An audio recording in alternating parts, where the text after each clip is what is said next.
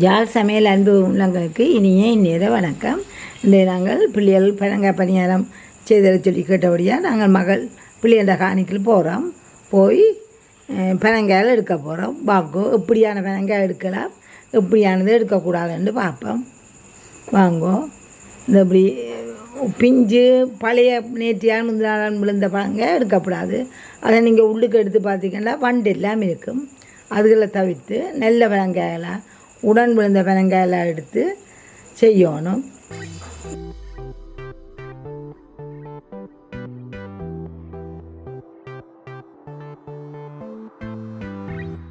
தோட்டத்தில் பிள்ளைகள தோட்டத்தில் எடுத்து வந்த பனங்காய் குழந்தை வச்சுருக்கிறோம். இனி இதை நாங்கள் பனங்காய் பரியாரம் செய்ய போகிறோம். அதுக்கு முதல் தோல் இருக்கணும். வாங்கோ பார்ப்போம்.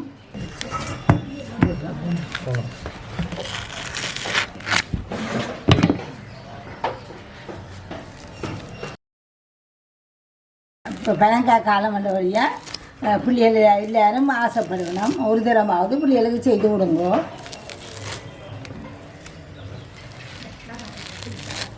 மரத்தால் விழுந்த பழங்கள் பனங்காய் வந்து மரத்தால் விழத்தான் எடுக்கணும். விழுகிற பழங்களையும் எடுத்து தோள்களை உரித்து இப்படியே எல்லாத்துக்கும் தோள்களை உரிப்போம். உரிச்சிட்டு சாறு எடுக்கணும். உங்களுக்கு உரிக்கல தெரியும், சுவமாக உரிபடும் பழங்கள். இதுவும் மரத்தால் தான் விழுந்தது. ஆனால் இது உரிக்கலாது, சரியான கஷ்டம். உரிக்கலாம், கஷ்டமாக கிடக்கும், பிஞ்சு பிஞ்சு பிஞ்சு வரும். இது மாதிரி என்றால் நீங்கள் இப்போ சாறு எடுக்கிற கரைச்சல் அப்படின்னா 2-3 நாளைக்கு வச்சு பழுக்க பண்ணி செய்யணும். அது உடனே தோல் உரிபடும். செய்து வராது. நீங்கள் இவ்வளோ தான் இழுத்திங்கன்றாலும் சரியான இப்படி பிஞ்சு பிஞ்சு வரும். நாங்கள் முதல் இழுத்த இது நல்ல பழம், இதில் செய்ய இயலாது. தோழி எடுத்துட்டோம். இப்போ நாங்கள் 2 பக்கமும் ஒரு தோழியும் இல்லை, சின்ன சின்னதாக இருந்துச்சுன்னா அதுகளையும் கலட்டி எடுங்கோ. தண்ணி ஊற்றி இப்போ இதுக்குள்ள தண்ணியை ஊற்றி நாங்கள் சாறு எடுக்க போகிறோம். சின்னனா வெறும் 1-2 அதையும் எடுத்து விட்டுட்டிங்கன்னா துப்புரவாக இருக்கும். மற்ற எடுத்தோன்னே வடிவாக பனங்காயை கழுவணும். முதல் நாள் பனங்காய்ன்னு சொன்னாலும் அதுக்குள்ளே வண்டு விழுந்துடும். இப்போ கொஞ்சம் தண்ணியை ஊற்றி நல்லா பிணையணும். இப்படியே எல்லா பழத்தின கொட்டையிலையும் பிசைஞ்சு எடுத்து என்ன செய்யலான்ட்டு காட்டுவோம். இதை நல்லா அப்படி பிணைய சாறு இறங்கும் கைக்கலால். கொஞ்சம் கொஞ்சமாக தண்ணியை விட்டு பிசையணும். கணக்க தண்ணி விட்டாலும் நீங்கள் காய்ச்சதுக்கு நேரச்சில்லும். கொஞ்சம் தண்ணியாண்டா நீங்கள் எல்லாத்தையும் இப்படியே பிசைஞ்சு போட்டு உங்களுக்கு காட்டுறோம். இந்த பிள்ளைங்க கஷ்டப்பட்ட வழியாக 2 இங்காலி எடுத்து வச்சுட்டு மற்ற கொட்டையை பிசைக்கலாம். இப்படி தான் சாறு வரும். சாறு எல்லாத்தையும் எடுத்துகிட்டு என்ன மாதிரி சாறை வடிக்கிறது எப்படி பொறிக்கிறேன்னு உங்களுக்கு காட்டுறோம்.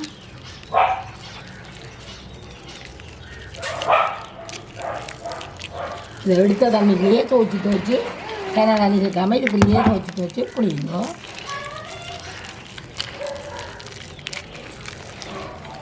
இப்போ 4 பழத்தையும் புளிஞ்சு சாறை எடுத்துட்டோம். இதில் சிலதுகளில் 2 கொட்டை இருந்தது, சிலதில் 3 கொட்டை. இப்படி எடுத்த சாறு. இந்த சாறை நாங்கள் எல்லாத்தையும் சாறுகளை வடிக்க போகிறோம். இப்படி நாங்கள் வடித்து எல்லாம் எடுக்கணும். எல்லாம் எடுத்தால் தான் அதுகளில் இந்த சக்கை வரும்.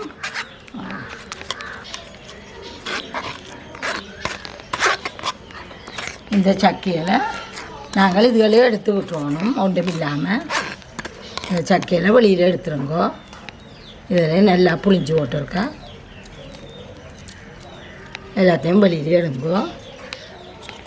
இப்படி எல்லாத்தையும் பழிச்சிட்டோம். இனி அடுப்பை வச்சு காய்ச்சோம். இப்படி காய்ச்சலாண்டு காட்டுறோன்னு பார்ப்போம்.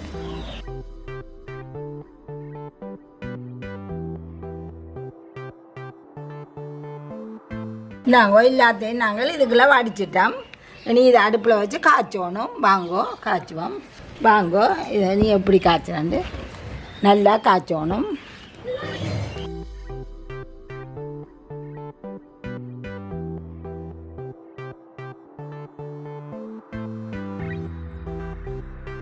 கைவிடாமல் இப்படியே கிளறுங்கோ.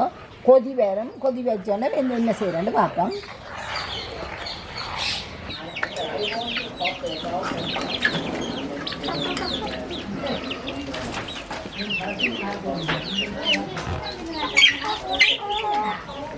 இப்போ இதுக்குன்னா நாங்கள் கொஞ்சம் உப்பு போடுவோம்.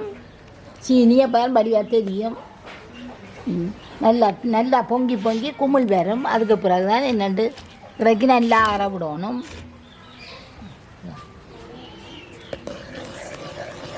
நாங்கள் விட்டு அளவுன்னு பார்க்க செடியாக குறைஞ்சிட்டுது, வற்றிட்டுது, பொங்கி பொங்கி பொங்கி அந்த நீட்டன்னா வற்றிட்டுது. நாங்கள் இன்னும் இதுக்குள்ள எண்ணி நாங்கள் சீனி போட போகிறோம். இதுக்குள்ள நாங்கள் சீனி போட போகிறோம். கீழே அடி பிடிக்க விடாதீங்கோ, கிளறி கொண்டே இருக்கணும். இப்போ நாங்கள் இதில் கொஞ்சம் மீதாலும் எடுத்து வைக்க போகிறோம். விரதக்காரருக்கு சீனி பாய்க்காதாக்களுக்கு கொஞ்சம் எடுத்து வைக்க போகிறோம். இது சீனி சாப்பிடாதாக்களுக்கு. இதுக்குள்ள சீனியை போட போகிறோம்.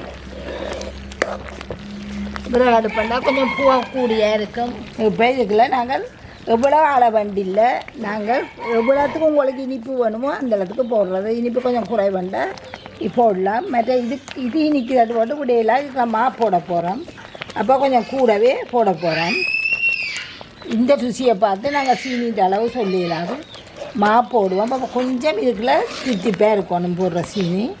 இப்போ ருசி பார்த்து நீங்கள் போடுங்கோ.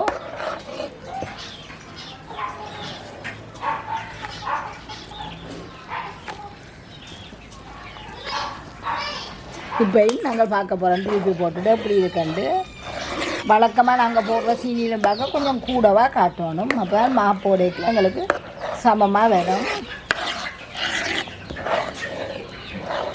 இப்போ இனி காணும் இந்த சீனி எங்களுக்கு. நீங்கள் போட்டு சீனியில் ருசியை பார்த்து போடுங்க. சரியான அளவு சொல்லிடலாது. பனங்காய் சில பனங்காய் நிற்கும், சில பனங்காய் இனிப்பு குறைவாக இருக்கும். இப்போ நாங்கள் ஒரு அளவு சொன்னோம்னா அதன்படி நீங்கள் செய்வீங்கன்னா பிழைக்கும். இதெல்லாம் நீங்கள் ருசி பார்த்து செய்யலாம். இதுக்கெல்லாம் முதல் கொஞ்சம் உப்பு போட்டுனாங்க. இப்போ சீனியும் போட்டோம். எனவே சீனி கரைஞ்சி ஒரு 2 நிமிஷம் கொதிக்கட்டும் விடுவோம். மணி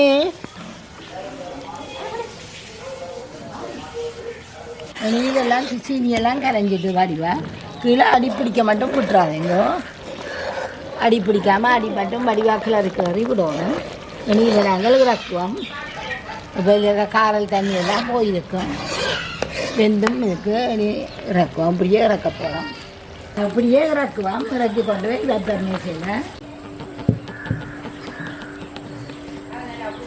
இதை இப்படியே குழந்தை நாங்கள் இதை ஆற விடணும். நல்லா ஆற விடுங்க. நல்லா ஆறின அப்புறம் தான் மா கிளக்கோடும்.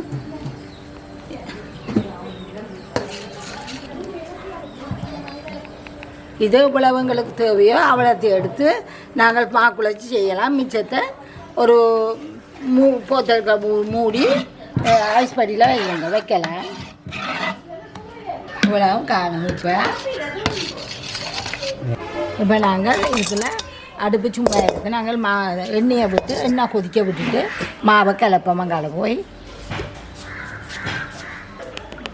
இப்போ எண்ணெயை விடுறோம். எண்ணெய் கொதிக்கட்டும். நாங்கள் அங்கே போய் மாவை கிளப்போம்.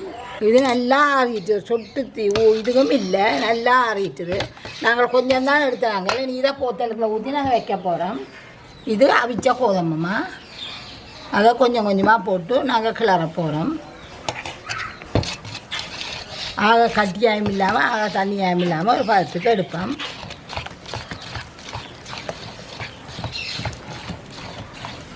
இது ஒவ்வொரு எங்களுக்கும் முதல் பனம்பழம் எடுக்க கஷ்டமாக இருக்கல நாங்கள் மன்னார்லேருந்து கூடி பழங்களை எடுத்து சாறு காய்ச்சி இப்படி இதே மாதிரி காய்ச்சி கொண்டு வந்து வீட்டை சுடுவோம். இப்போ மகளாக்களோட தோட்டத்தில் இருக்கிறபடியாக ஒவ்வொரு முறையும் செய்யக்கூடியதாக இருக்குது எங்களுக்கு. இப்போ நல்லா காய்க்கிறாங்க. நாங்கள் வேண்டாம் பனம்பழம் இருக்கிறபடியாக பனாட்டு இப்போ எல்லாம் செய்வோம். ஒன்றா செய்வோம். போன முறை இப்போ கிழங்கு அந்த இதை கிழங்கு இந்த பனம்பழ சாறு எடுத்த கொட்டையை முளைக்க போட்டு அதுலேருந்து நாங்கள் ஒடியல் மாதிரிலாம் எடுத்து நாங்கள் அவிச்சு பிள்ளைகளுக்கு புழுக்கொடியல் ஒடியல் மாதிரிலாம் செய்து நாங்கள். அந்த ஒடியல் மாவில் நம்ம போன முறை புட்டு அவிச்ச நாங்கள் ஒடியல் மா புட்டு. ஒரு அன்புலாம் கேட்டிருந்தார் இந்த மாதிரி பாத்தி போடுறேன்ட்டு. இந்த முறை நாங்கள் போடல அதே மாதிரி வீடியோ எடுத்து உங்களை காட்டுவோம். இன்னும் ஒரு கரண்டி இவ்வளவு போட்டுவிட்டு செய்திங்கன்னா அள்ளி போடக்கூடிய இதை பாருங்க பதத்தை. இது ஒன்றுமே நாங்கள் அளவு ஒன்றும் செய்யல, மாவை போட்டு நீங்கள் கிளறி கொண்டு வர்றது தான். இவ்வளவு மாவு இவ்வளவு என்று சொல்லிடலாது. என்னால் ஒரு பெனம்பளத்தில் செய்கிறது தானே 4-5 செய்வோம். அப்போ அதுக்கு தெரியாது, சொல்ல சரியாக தெரியாமல் வரும்.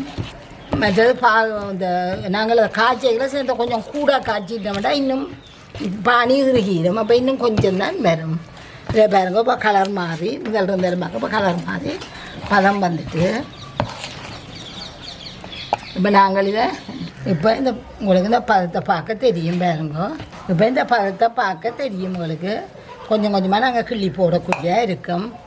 இப்போ நாங்கள் கையை தண்ணிக்குள்ளே நினைச்சிட்டு இப்படி எடுத்து இப்படி தான் பிறகு போட போகிறோம்.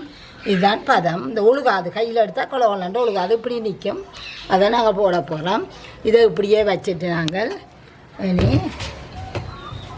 வெறுத்தக்காரட்டி எடுக்க போகிறோம். அந்த வெறுத்தக்காரில் சீனி குறைவாக சாப்பிட்றாக்கள் இல்லையா, சீனி போட முதல் இதுதான் எடுத்து நாங்கள் இப்போ நாங்கள் இதுக்குள்ள இது ஆட்டாமா அது அவிச்சு வச்சுருக்கிறோம். இனி இதை போட போகிறோம்.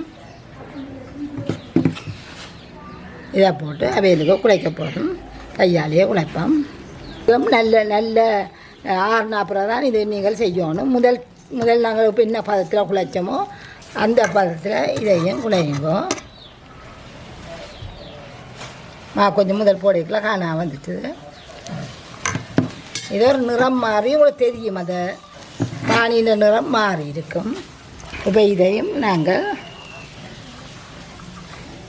இந்த தண்ணிக்குள்ளே தொட்டுட்டு நாங்கள் அப்படி கிள்ளி பதம் பார்க்கலாம். இதுவும் பார்க்கலாம். தொட்டு நாங்கள் இதை பொரிச்சு எடுக்க போகிறோம். ஒற்றவில்லாமல் இப்படி போடுவோம்.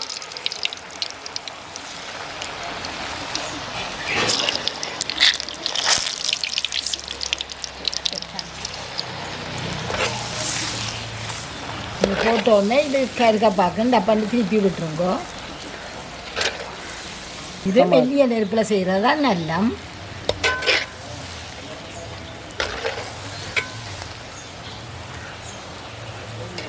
பொன்னிறமாக வந்துட்டேன்னு இதை எடுப்போம். நாங்கள் எடுக்க போகிறோம். எண்ணெய் வடிகிறதுக்கு எண்ணெயில் இருந்தால் எண்ணெய் வராத அநியமாக எண்ணெயில் இருந்தால் வடிகிறதுக்காக வச்சுருக்கிறோம். இதே மாதிரி எல்லாத்தையும் போட்டுருக்கோம். ஒற்ற வில்லாவில் ஒவ்வொருத்தரும் ஒரு விதமாக போட்டுக்கணும். நாங்கள் இப்படி ஒற்ற வில்லாவில் தான் போடுறோம். நாங்கள் ஒற்ற வில்லாவில் எடுத்து மற்ற வில்லாவில் தட்டி விடுறது, பெரிய வில்லாவில் தட்டி விடுறோம்.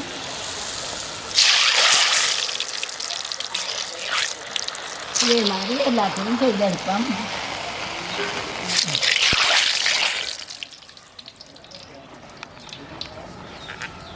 இது கடைசி அப்படியே வலித்து அதையும் போட்டு எல்லாத்தையும் வலித்து போட்டுவோம். இது நாங்கள் முதல் பிணைஞ்சு வச்சது. இனி மற்றதை இந்த வெத்தக்காரத்தை சீனி பாவிக்காதாக்கண்டு எடுக்க போகிறோம். வாங்க இப்போ நாங்கள் சீனி இல்லாத ஆட்டாமா போட்டு கலந்த பணியாரத்தை சுடுவோம். இதே மாதிரி எல்லாத்தையும் செய்யுங்க. கிடக்கிட கையை தண்ணியில் நினைங்கோ. சரி, இதையும் பிறக்க போகிறோம். இது சீனி போடாத சுட்டது. சீனி போடாட்டி இனிக்கும். பனம்பழத்தில் இருக்க இனிப்பு இதுக்கு காணும். இது சீனி போடாமல் சுட்டது. இப்படியே எல்லாத்தையும் பொறிச்சு எடுப்போம். எடுத்து சாப்பிடுங்க. சாப்பிடுங்கோ. சாப்பிட்டு எப்படி இருக்கான்னு சொல்லுங்க. நல்லா இருக்கு. நல்லா இருக்கா?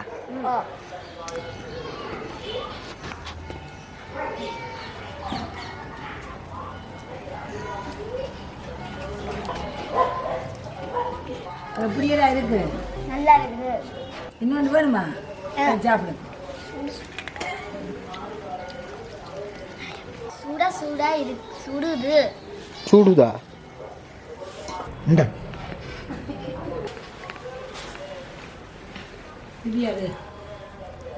இப்படியே செய்து பாருங்க. உங்களுக்கு இப்படியே வரும்.